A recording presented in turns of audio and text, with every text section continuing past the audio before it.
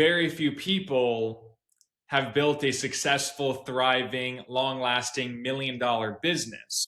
If you look at the stats, I think it's not even 1% of people. I think it's much less than even 0.5% have hit that. So, what's the difference between that small percentage who does it and the wide majority of people who, again, have the idea? Maybe they even have the intelligence, they even have the talent. What stops them from achieving those results? And after working with 1,500 entrepreneurs, business owners, leaders, executives, I've probably spoken to as well, tens of thousands, maybe even close to 100,000 on calls, webinars, and events that I've done, I've found that the number one difference between those that achieve that level of success and those that stay in the same place is not just the fear of failure, it is the courage to take action in spite of that fear. And I'll explain more, because people think that they want to wait for the right time to start their business, invest in their business, take it to the next level. They want to wait for the right time. Number two, they want to wait for it to be perfectly, magically comfortable when they have the time, the finances are easy, their kids are out of the house and whatever. They have all the time in the world to do this. By then, usually the opportunity has come and it's gone. But really, they're waiting for the right time, the money. Those are all excuses. Those are surface level.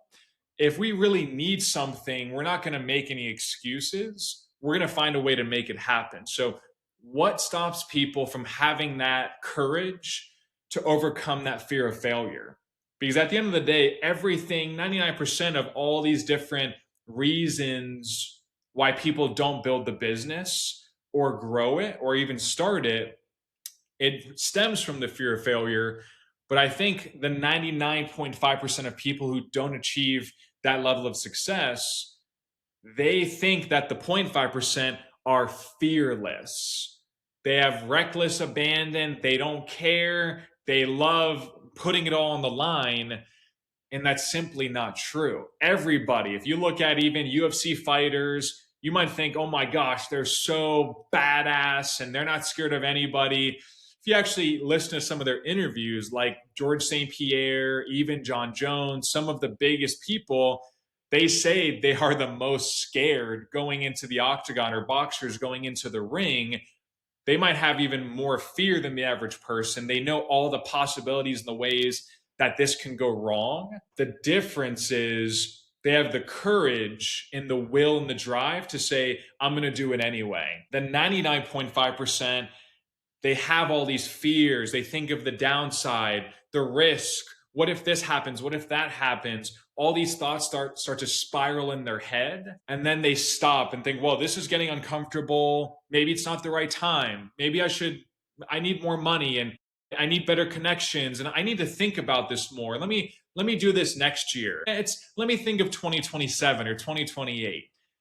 But again, everybody has the same fear of failure. Nobody doesn't have the fear, but the small percentage of people who achieve the success, they overcome that by having the courage, by saying, you know what, there's all this downside, all this risk. I acknowledge it, but I'm going to do it anyway. And I'm going to focus on the upside. I'm going to be optimistic and say, here's all the reasons why this could work. And if it does work, here's how it's going to change my life. More importantly, the lives of my clients, the people I'm impacting, and my family.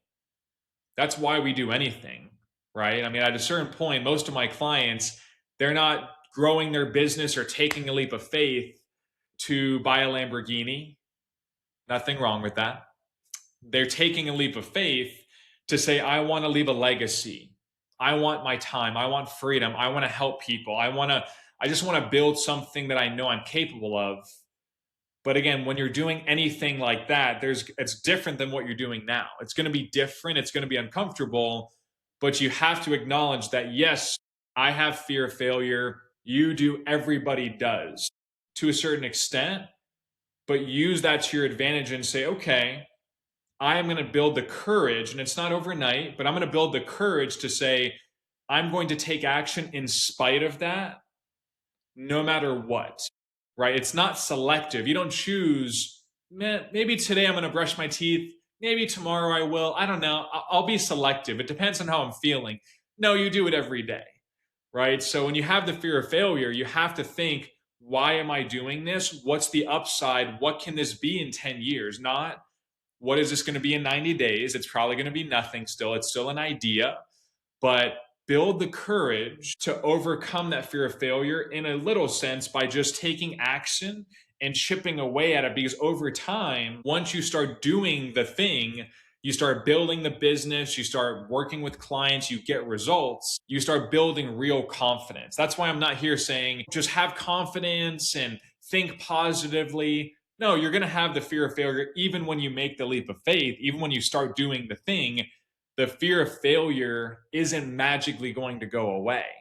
It's still going to be there. But again, you need the courage to just get started, get over the hump, but you build actual confidence by doing the work, staying long term, and then you start getting better and better and better. That's why, if you look at, again, the best athlete, Tom Brady, the best boxer, Canelo Alvarez, you don't get to that level by just thinking positive and just maybe putting on a pair of boxing gloves or throwing a football. No, once you start, then it takes massive work ethic, massive consistency, probably a coach, and give yourself 10 years and let's see at that point, right? So again, I've worked with so many entrepreneurs, but of course there's been people that have the talent, they have the intelligence, they really have the money and the time and all these other things they say they don't have.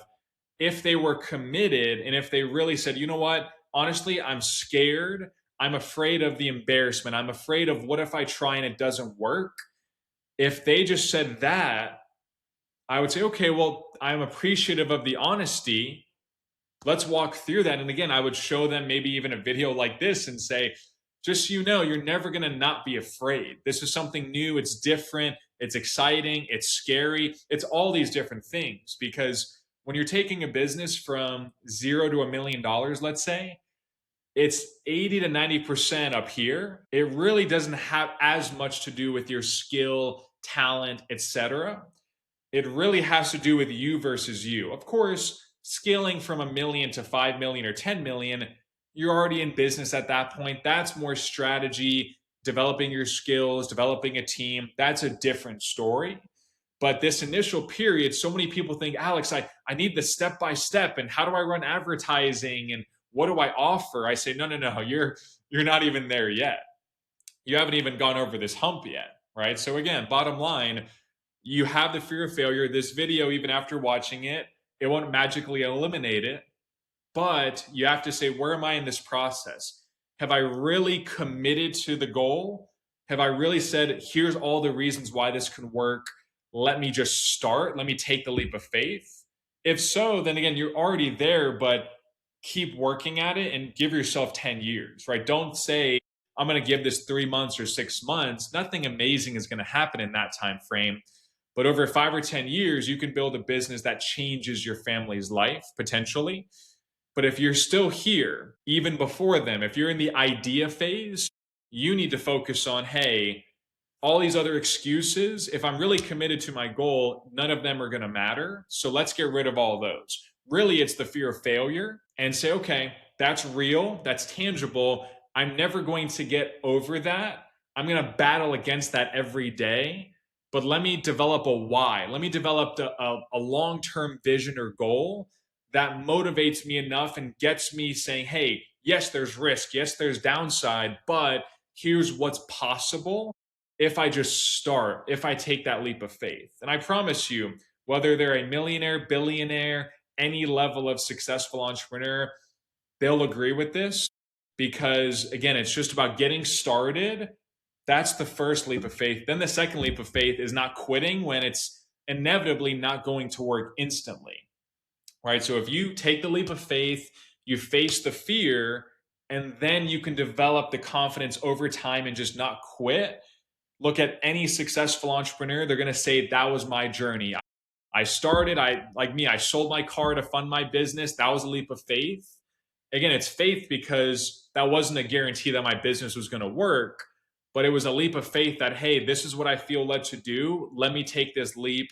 And there's all this risk, all this downside, but I feel like the upside is worth way more. And then, of course, I've built the actual success and confidence over the last almost 10 years in business by doing the work, staying focused, and of course, not quitting. Not saying, this is a little hard. Let me get into this. Let me do real estate or let me get into insurance. Nothing wrong with those, but I'm in this space, consulting companies and businesses. So I said, let me stick with this. Let me stay focused.